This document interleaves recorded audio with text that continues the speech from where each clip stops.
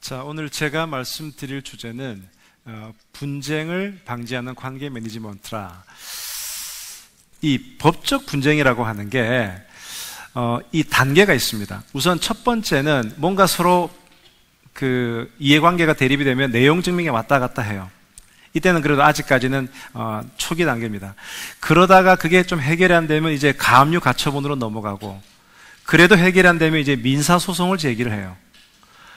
그리고 이 법적 분쟁에서 가장 이 피라미드의 윗부분에 있는 아주 지독한 것은 형사고소입니다. 형사고소는 정말 독한 마음을 먹어야만 가능하거든요. 내가 저놈을 교도소에 집어넣을 거야. 그런 독한 마음을 먹어야만 가능한데, 과연 한 달에 가장 독한 형사고소가 몇 건쯤 접수가 될까요? 접수가. 한번 물어볼까요? 여쭤볼까요? 예, 선생님. 한 달에 한 몇 건 정도가 접수가 될 것 같아요? 그냥 감으로. 150건. 세상은 그렇게 아름답지 않아요. 자, 그 옆에 선생님, 한 달에 몇 건 정도 접수될 것 같습니까? 15,000건. 자, 작년 통계인데요. 한 달에 접수된 형사건수가 5만 건이에요. 그럼 이게 이제 어떤 수치를 봐야 되냐?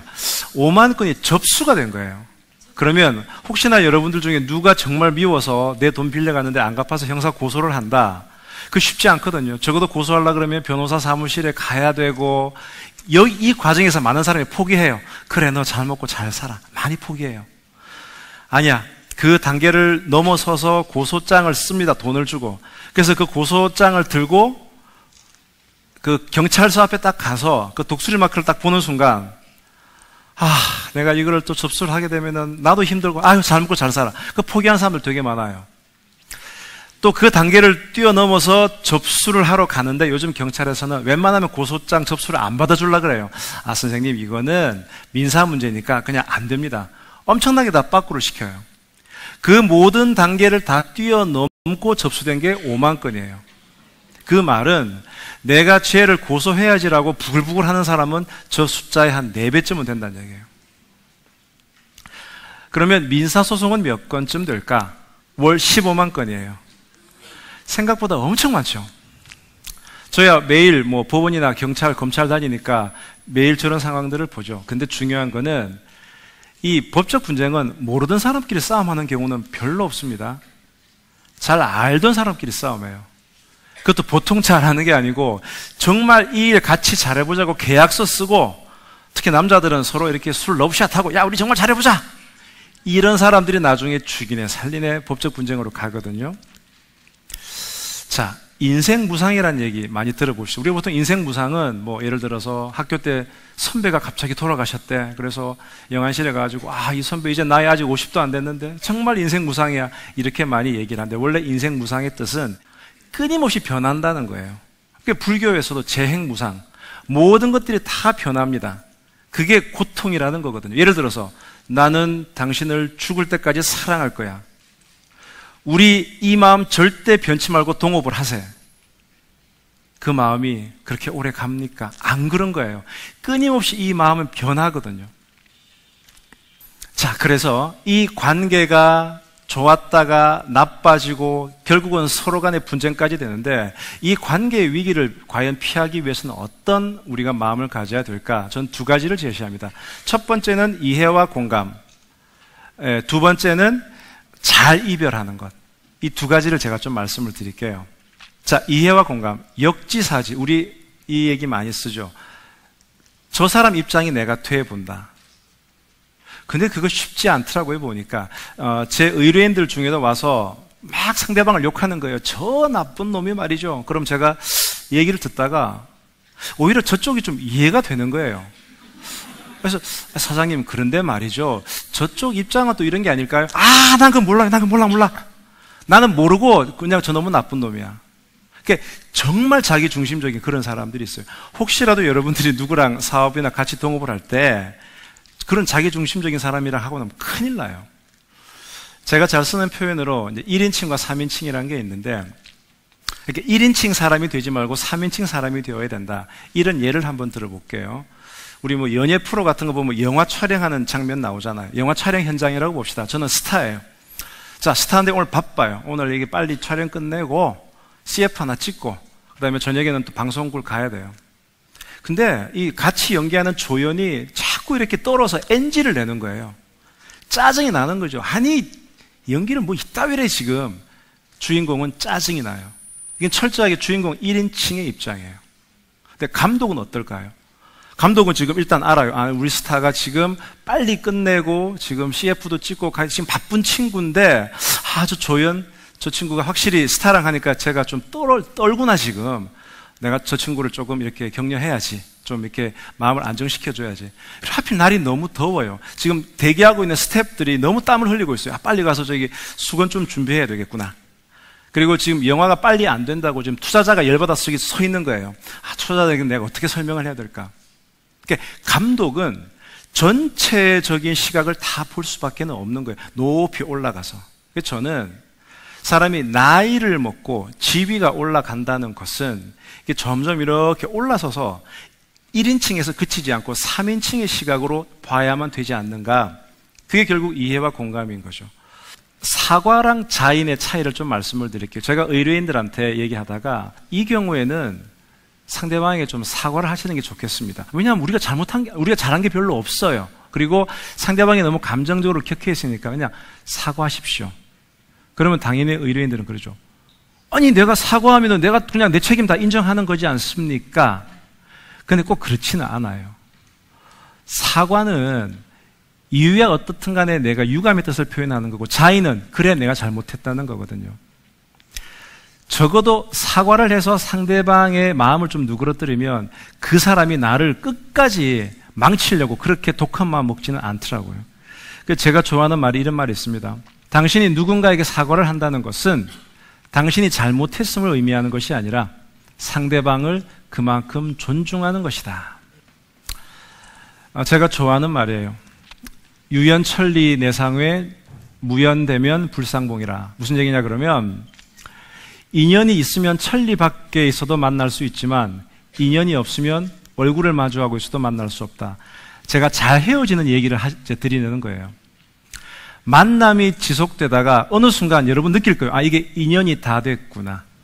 인연의 유통기한이 끝나가는구나를 느끼는 순간이 있을 거란 얘기죠. 그것을 계속 부여잡고 있으면 결국은 또 사단이 생겨요. 아닌 인연을 정리하는 것도 인생의 지혜입니다. 우리가 보통 어질다, 공자님, 어질인.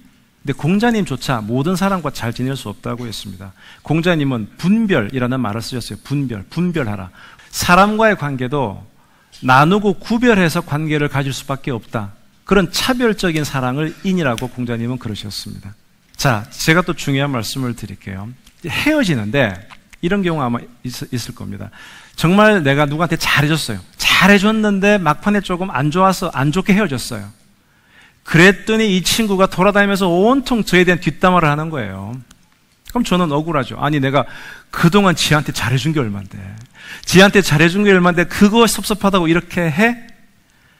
그런데 사람은 그럴 수밖에 없다는 과학적인 증명이 있습니다. 혹시 그 책을 많이 보신 분들은 세계 뇌 이론이라고 해서 뇌 삼위일체론, 미국의 뇌신경학자인 폴 맥클린이라는 사람이 얘기한 건데요. 인간의 뇌는 이 나이테처럼 점점 좀 켜켜이 발전되어 있는 거예요. 제일 안쪽에 있는 것은 파충류의 뇌, 그 다음 층을 싸고 있는 것이 포유류의 뇌, 제일 바깥이 영장류의 뇌입니다. 즉, 우리 오스트랄로피테쿠스 같은 그 예전에 우리가 야만적인 그때는 파충류의 뇌가 가장 발달해 있어요. 이때는 뭐냐 그러면 내 생명을 지키는 그 부분에 이 뇌가 발달해 있는 겁니다. 화살이 이렇게 날아오고 있는데 이게 뭘까 생각할 겨를이 없는 거죠. 무조건 도망치고 보는 거죠. 그러니까 이 파충류의 뇌는 나를 누군가 위해를 하는 것을 피하는 그쪽으로 발달해 있는 거예요. 그 다음에 그 바깥에 있는 포유류의 뇌는 감정, 사랑이나 기쁨이나 질투나 이런 감정을 관장하는 것이고, 제일 바깥에 있는 영장류는 이제 지식을 관장하는 거죠. 즉 무슨 얘기냐? 이 세 개의 뇌가 잘 공존하다가 안 좋은 상황이 되면 이 파충류의 뇌가 가장 근본적으로 활성화된다는 겁니다. 그 예전에 저 어릴 때 아버님이 정말 화가 나셔가지고 막 저를 때리려고 그러시면 어머니가 우성아 도망가라 그래요. 근데 저는 아니 내가 도망가면 아버지가 더 화나실 텐데 차라리 그때 아버지한테 뭔가 내가 얘기를 해야 되는 거 아니었어요. 도망가야 돼요. 왜냐하면 그때는 아버지가 파충류의 뇌거든요. 한 시간 동안 딴 데 가 있다가 오면 아버지가 다시 풀어져 계시다는 얘기죠. 자, 그럼 이게 무슨 얘기냐? 이런 실험들 많아요. 그 단어 카드를 아주 부정적인 단어, 욕설 같은 단어를 한 50개, 그 다음 아주 긍정적인 단어 50개를 이렇게 써가지고 외우게 합니다. 그렇게 외우게 한 다음에 1시간 동안 딴 걸 시키고, 다음에, 자, 당신이 외웠던 거 한번 써봐. 부정적인 단어를 많이 기억할까요? 긍정적인 단어를 많이 기억할까요? 아주 압도적으로 부정적인 단어를 많이 기억하는 것이, 그 부정적인 단어는 나를 위해하는 것이기 때문에 파충류의 뇌에 각인이 된다는 거예요. 그래서 우리가 보통 사람과 처음 관계를 맺을 때 엄청 신경 쓰죠. 정말 신경 써야 될 것은 관계를 끊을 때예요. 관계를 끊을 때 잘 신경을 써야만 이 리스크가 줄어드는 겁니다. 자, 이제 결론입니다. 결론은 제가 이 사랑 얘기를 좀 할게요. 혹시 여러분들 뭐 대학교 들어가게 되면 대학생 필독서 중에 에리 프롬의 사랑의 기술 이런 거 있거든요. 저도 대학교 들어갔을 때 다 재미없는 책이잖아요, 제목이. 그런데 사랑의 기술? 이거 뭐지? 이거 재밌겠다. 그래가지고 그 책을 도서관에서 빌려서 봤는데 한 10페이지 보다가 에이 뭐야 이거. 재미 하나도 없는 거예요. 근데 나이가 40이 넘고 이제 40대 중반 후반으로 가면서 이 책을 제가 다시 한번 봤는데 야, 이건 정말 관계에 대한 정말 훌륭한 텍스트다. 제가 그걸 느꼈거든요. 에리 프롬은 독일의 이제 유명한 철학자인데 이런 얘기를 합니다. 우리는 사랑에 대해서 falling in love, 사랑에 푹 빠지는 것에만 너무 탐닉하는데 정말 중요한 것은 living in love, 사랑 안에 살아가는 거다. 그러니까 사랑에 푹 빠지는 것은 그냥 하나의 병적인 감정일 뿐이다. 그러면 living in love, 사랑에 그냥 살아가기 위해서는 어떤 사랑을 해야 되느냐? 적극적인 사랑을 해야 된다. 그럼 도대체 뭔데? 그 적극적인 사랑에 대한 4가지 징표가 나옵니다. 자, 여러분들이 사랑을 꼭 남녀 간에만 얘기하는 게 아니거든요. 자식에 대한 사랑도 있고, 아마 직장 동료, 내가 만약에 직장의 팀장이다. 그럼 우리 팀원들한테 야, 박과장 사랑해. 이런 얘기도 많이 하잖아요.